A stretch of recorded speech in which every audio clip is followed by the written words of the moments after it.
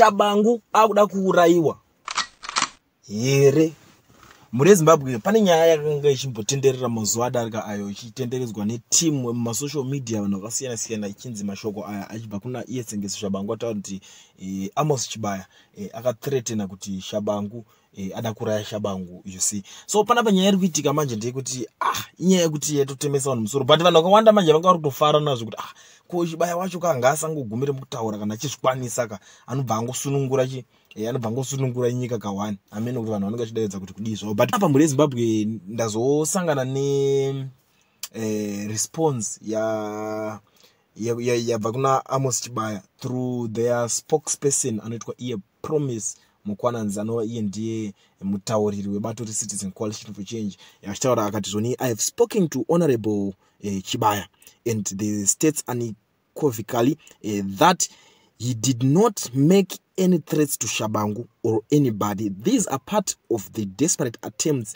to tarnish his and the party's image ahead of the 3rd of February by-elections. Please,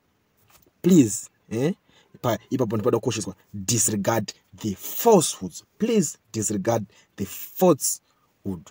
Ndo mashoko abva kuna Amos Chibaya vacho vachizviramba vakati aiwaka isusu hatina kumbothreatena kuda kuuraya munhu. Isusu ari kutoda kutonditi ndisvibisirwe zita rangu ndakuda unosvika panguva yema-by-elections atada unosvika 3 February anova iyo ma-by-elections ekuti vakarikolewa naiye Tshabangu wacho, saka vakuda kudzokera futi. Vakatofaila mapapers kudhara kuti vadzokere vachipinda muma-by-elections.